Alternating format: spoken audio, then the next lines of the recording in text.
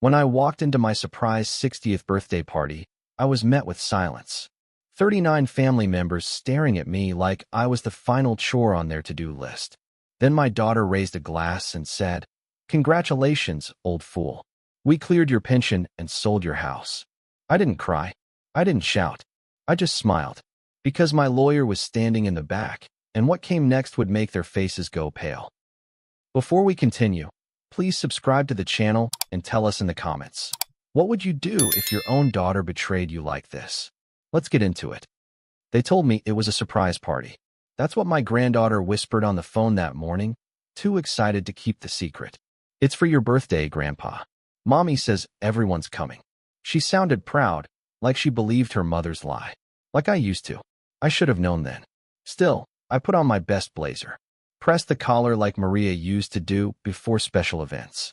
I even stopped at the bakery near 5th and Rosemont. The one with the lemon poppy seed loaf my sister used to love. "It's for my 60th, I told the cashier. She smiled, offered me a small birthday discount. Small kindnesses like that used to carry me through. The restaurant was one of those new ones that tries to look rustic. Exposed brick, Edison bulbs, with so polished you can see your regrets in it. I pushed the door open at exactly 7 p.m. 39 people turned to look at me, and not one of them smiled. No one shouted, "Surprise!" No one rushed over with a hug. No one held up a phone to record the moment. Instead, it felt like I'd walked into a courtroom. The air was thick, the kind of silence that sticks to the back of your throat. Then she stood up. My daughter. Isabel wore the blue dress I'd bought her for her graduation. The one I'd once called regal. It fit tighter now. Her hair pulled back, so tight it looked painful, like she wanted to look older than 34. She held a wine glass. Not raised in celebration, but loose, like she couldn't quite decide if it should be a toast or a weapon. "Congratulations, old fool," she said, and clinked her glass against a butter knife. The room stayed silent. "We cleared your pension," she said, with a smirk that made me feel like I was outside my own body. "And we sold the house.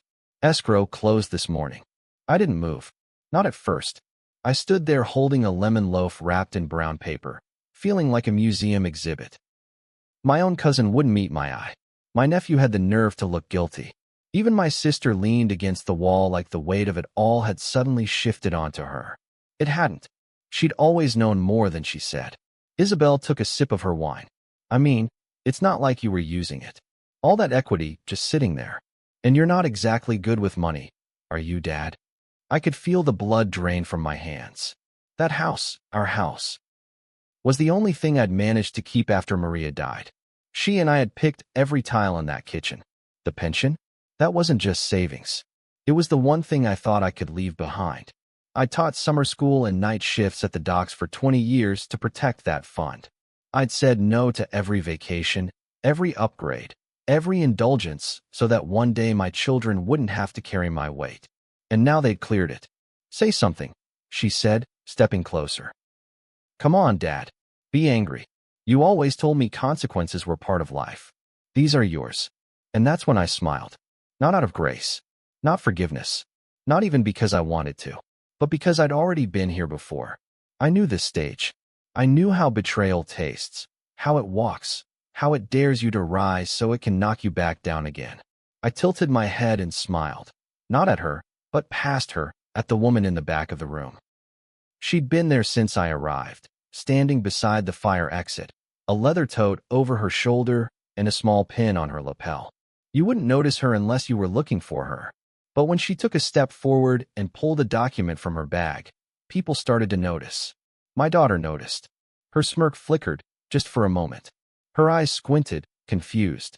I watched her scan the crowd, trying to connect the dots, trying to remember if she'd seen that woman before, trying to figure out why her name sounded familiar when she finally said it.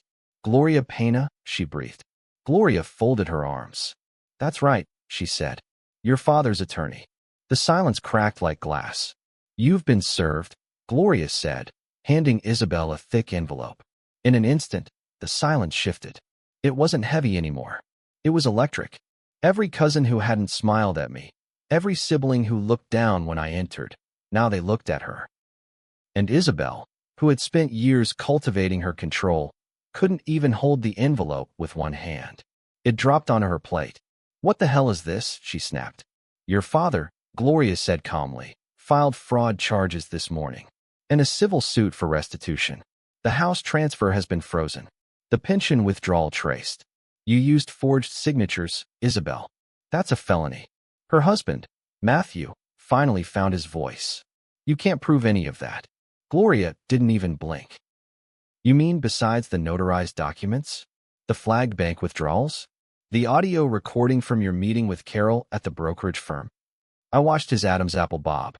"That was the thing. When you raise a child alone, when you scrub blood off cafeteria floors between shifts just to keep the lights on, you learn to listen more than you speak. You learn to take notes. To wait. I'd waited 10 months. I'd heard the whispers about transferring my accounts into a revocable trust that just happened to name Isabel as sole trustee. I'd seen the emails from her broker, accidentally forwarded. I'd watched my mail disappear one letter at a time. And I'd waited. They thought I was old, that I'd fall apart at the first sign of fire. But I built this life from the ground up. And you don't survive the kind of life I lived by panicking at the smell of smoke. "You can't do this," Isabel hissed, her voice rising, eyes darting between me and Gloria. But she was wrong. I could. And I had. I set the lemon loaf gently on the table in front of her. "For the record," I said, my voice steady, "I never liked lemon. That was your mother's favorite. And I kept buying it every year because it reminded me of the parts of her you didn't inherit." She didn't speak. I turned to leave. Behind me, the envelope lay open like a wound. And for the first time that night, the room wasn't silent. It was full of something else, fear maybe, or shame, or the sound of power shifting. Gloria followed me out. The night air hit like truth, cold, honest, necessary. "She'll fight this," she said as we reached the car. I nodded. "I'm counting on it." It started with a missing envelope. Not a dramatic disappearance, just a small thing. A notice from the pension office, the kind they send every February, confirming account balance and projected disbursement. I'd gotten one every year since I turned 55. Always the same beige paper, always folded with robotic precision. This year, it didn't come. I waited until March. Then April. I remember standing in the kitchen that month, holding a lukewarm cup of coffee, staring at the mail pile and thinking, it's just a delay. Things got lost. Systems changed. Maybe it was digital now. But something in me, something old and quiet, tugged at the edges of that thought. Maria would have called it intuition. Said, "Your gut is wiser than your pride." She used to say that when I ignored signs. Like the time we loaned her sister $5,000 and never saw it again. So I logged into the pension portal. I still remember the way my stomach dropped when I saw the login error. "This account has been transferred to trustee control." Trustee control? I didn't have a trustee. I hadn't authorized anything. I checked again. Same message. That's when I called Gloria. We'd gone to high school together. Lost touch for a while. Then reconnected at Maria's funeral. Gloria had brought flan and soft paper plates with sunflowers on them. Stayed after everyone else had gone to help me fold chairs. I remember her saying, "Grief is just love with nowhere to go. But if you need a place to put your anger, I build cases." I hadn't called her in 2 years. But when I told her what I'd seen, she didn't hesitate. "Stop talking," she said. "Don't mention this to anyone else. Not yet. Come by tomorrow morning. Bring every bank statement, pension letter, insurance policy, everything you've got." I brought a grocery bag full of papers. Gloria cleared her dining table, and we sat under a cheap ceiling fan that wobbled every time it spun. She sorted documents like she was assembling a body from scattered bones. It took her an hour to find it. "This," she said, sliding one sheet across the table, "is the transfer authorization." It was dated December 3rd, signed with my name. The same tight, looping D I hadn't used in 5 years. Maria used to tease me about that capital D, said it looked like a treble clef. But the rest of the handwriting? It wasn't mine. It was Isabel's. She'd traced my name from an old document. Probably found it in the filing cabinet I kept in the back room. The one she pretended not to notice every time she dropped off the kids. She forged it. I said aloud, more to the ceiling than to Gloria. She forged my name and made herself the trustee. Gloria nodded, calm. Too calm. And sold the house, she added, pulling up a real estate listing on her phone. It was my address. My living room. My old recliner in the corner, blurred in the background of a wide-angle lens. Listed 4 weeks ago, under a trust entity called DF Living Trust. Transferred via quitclaim deed. Quitclaim. No contest. No protection. It was like being erased in slow motion. Gloria looked at me then, not with pity, but with precision. You have 2 options, she said. We can try to settle this privately, or we can document everything and prepare to burn it down legally. I didn't speak. She added, privately means giving her a chance to return what she stole. Publicly means showing everyone exactly what she is. I took a breath. It felt like swallowing gravel. Start the fire, I said. Over the next 3 months, we built the folder. It started small. Gloria filed a fraud report with the state pension office. She requested certified copies of every transfer and login attempt. She subpoenaed the notary who'd witnessed the signature. That notary, under oath, admitted she'd never seen me sign anything. That Isabel had brought the document alone and said, "He's sick, just needs help with the paperwork." It escalated from there. We pulled bank records, discovered 2 new accounts opened under my name. One in Arizona, one in Oregon, both with my social security number. Both drained within a week. Gloria traced the IP addresses, all linked to my daughter's home office. "You're building a case for felony identity theft," she said one night as we scanned statements side by side. "She's not just greedy. She's reckless." And then came the real gut punch, the wire transfer. On March 12th, 3 weeks after the forged pension transfer, Isabel had wired $80,000 to a private investment group in North Carolina, a boutique real estate fund. When Gloria called their office posing as Isabel's financial assistant, they cheerfully confirmed the source and purpose of the funds. A gift from her father, they said, to help with her first major property acquisition. A gift. It was the first time I'd truly felt rage. Not grief, not shock, not even betrayal. Just rage. Quiet, concentrated, like a knife kept warm in the oven. Maria would have cried. I just stared at the statement. She always wanted more, I said. No matter what I gave her. Gloria didn't look up. She picked the wrong man to steal from. The hardest part wasn't building the case. It was pretending I didn't know. I still saw Isabel every week. She dropped off groceries like she was doing me a favor. Always smiling. Always in control. Her husband, Matthew, tagged along sometimes, calling me sir and asking about my health in that oily tone that makes your skin itch. One day, she brought me a blood pressure monitor. Said it was to keep me stable. I laughed. Told her my pressure had never been lower. "You've really mellowed out, Dad," she said. "It's good to see." I nodded. Clarity will do that to a man. She didn't catch the weight of it. She never did.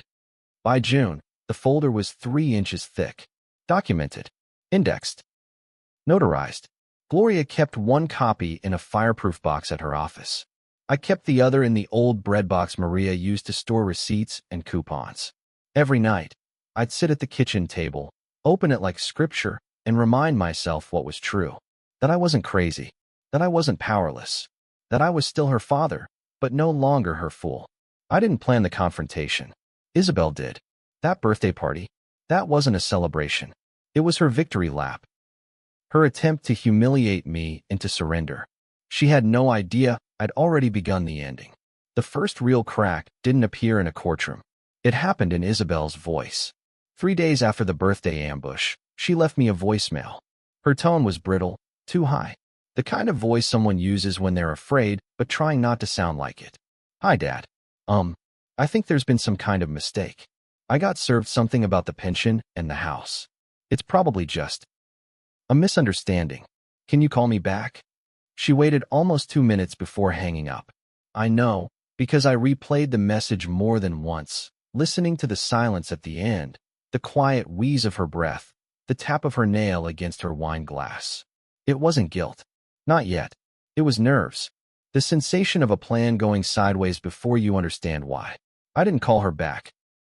By then, Gloria had already submitted our complaint to the County Fraud Division and filed the motion to freeze the sale proceeds sitting in the escrow account.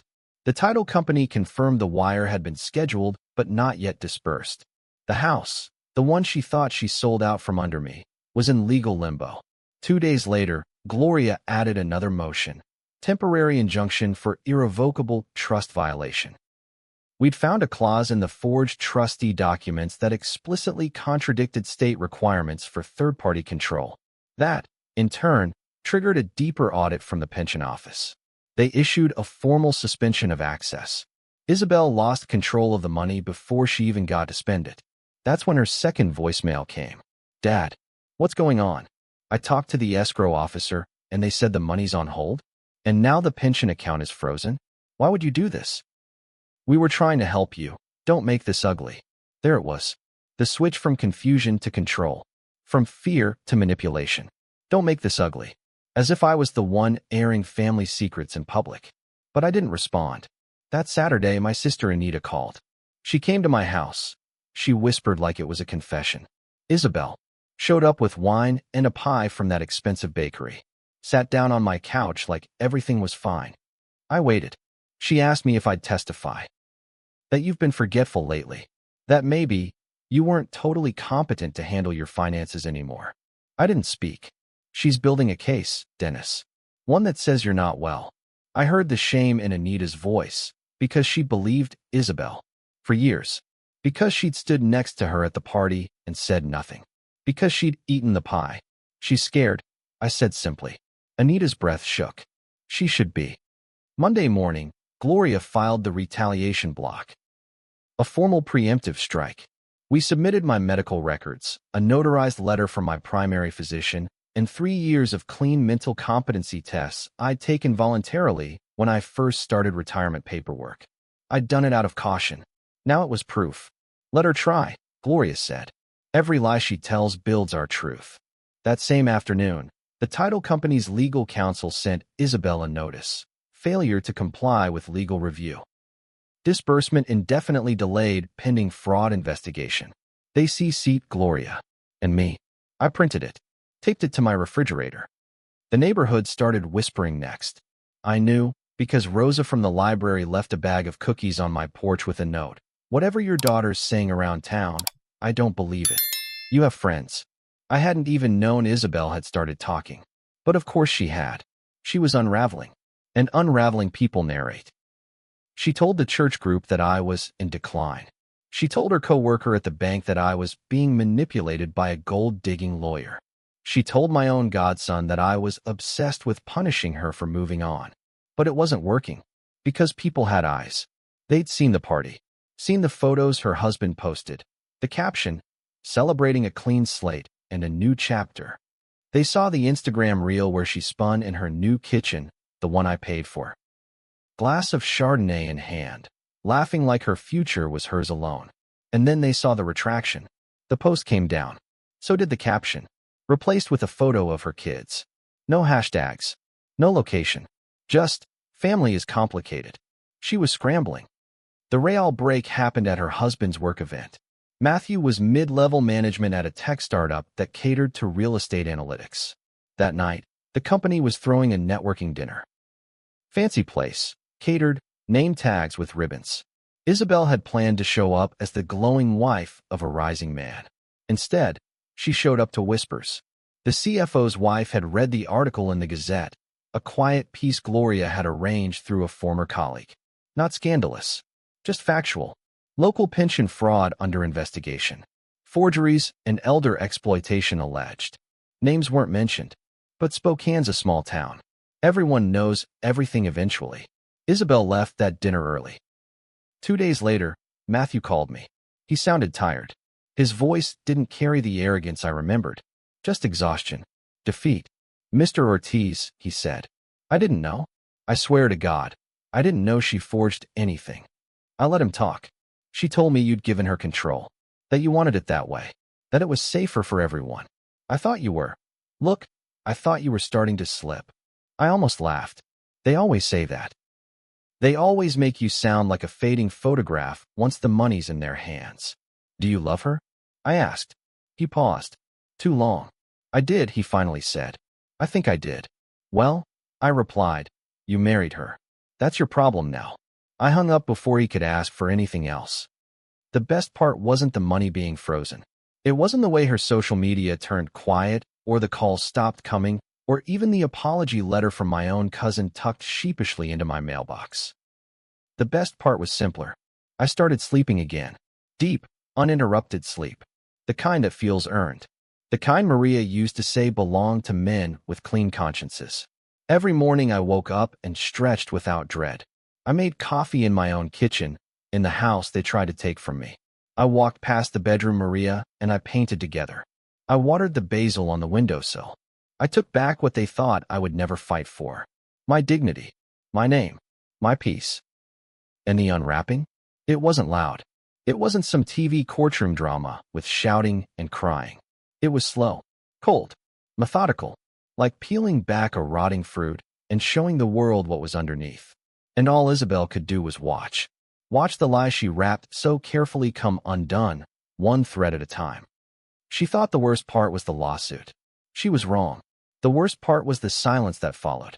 No more texts. No more calls. Not from me. Not from the cousins she used to lean on. Not from Matthew, who was now sleeping at his brother's condo and taking some space, while his lawyers reviewed how much of their finances were actually marital. But Isabel didn't crumble right away.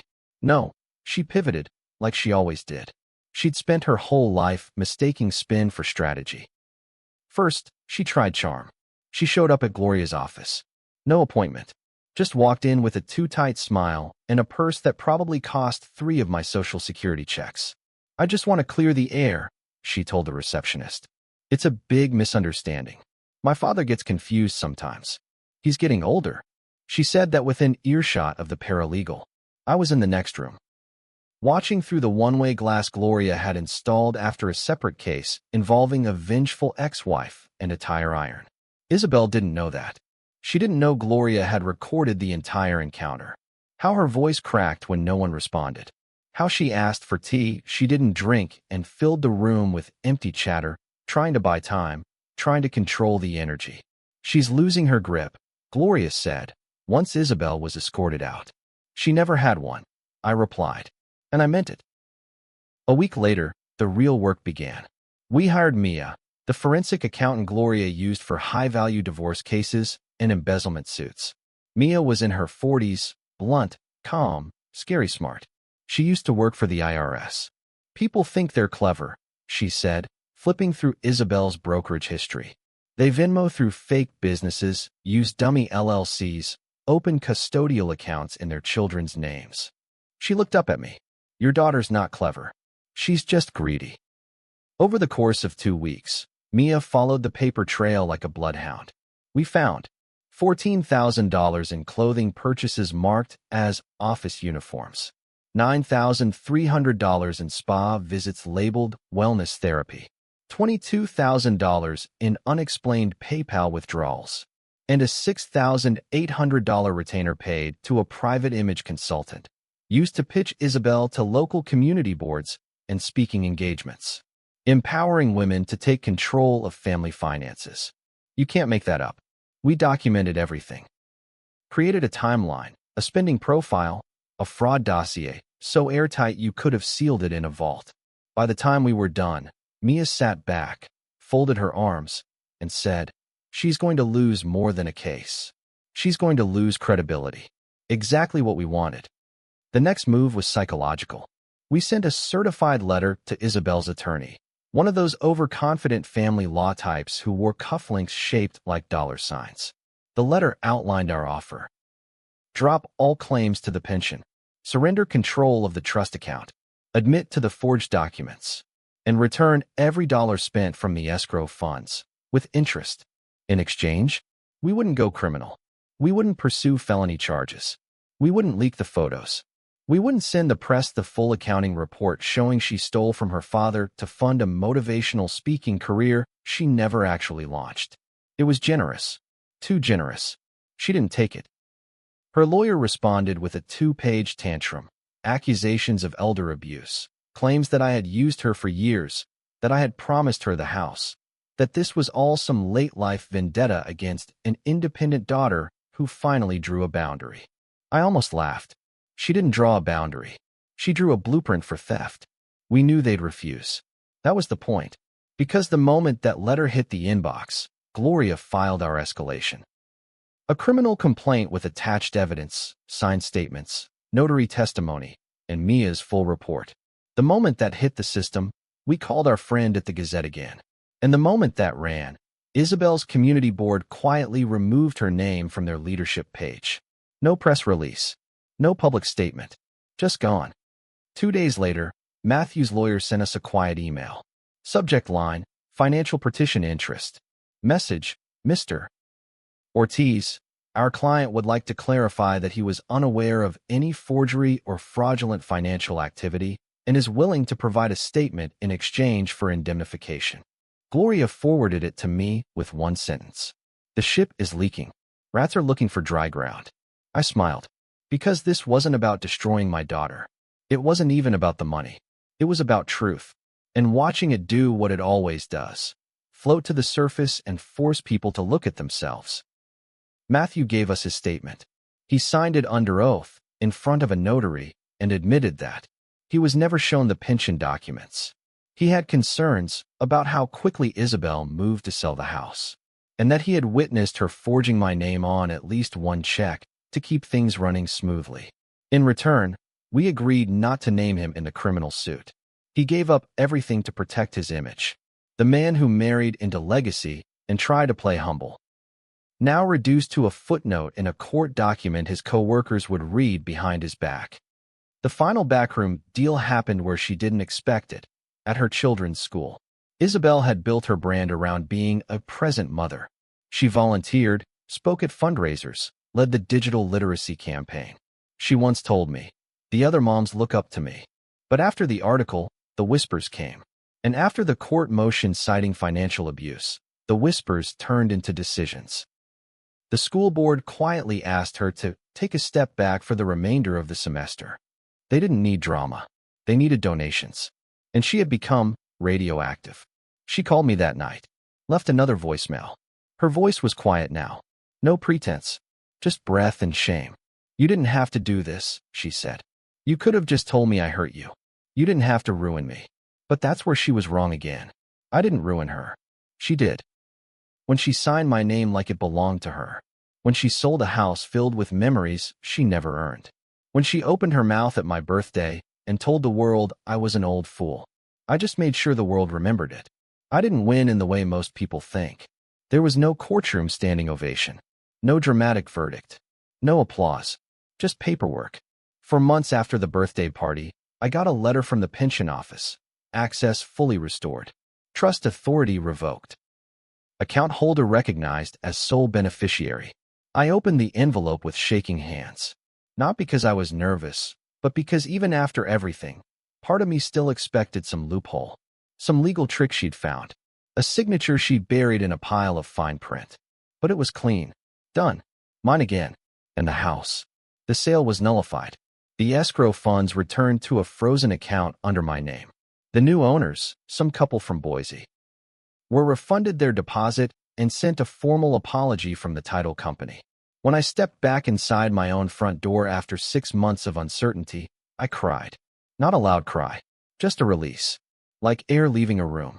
I walked through each room like I was visiting a memory. Maria's mug still sat in the cupboard, untouched. The one with the chip on the handle and the fading pink roses. The guest bed still had the quilt she sewed the year before she passed. The backyard was overgrown, but the jasmine vine she planted was climbing the fence, stubborn and alive. I made myself coffee that morning and stood barefoot in the kitchen. I didn't post anything, didn't tell the neighbors, didn't even call Gloria. I just stood there, in my house, breathing like I'd just broken the surface of the ocean. People assume revenge feels like fire. It doesn't. It feels like stillness. Like finally setting something heavy down and realizing how long you've been carrying it. It's not loud. It's quiet. Like forgiveness, but for yourself, not them. Because I never hated Isabel. Not really.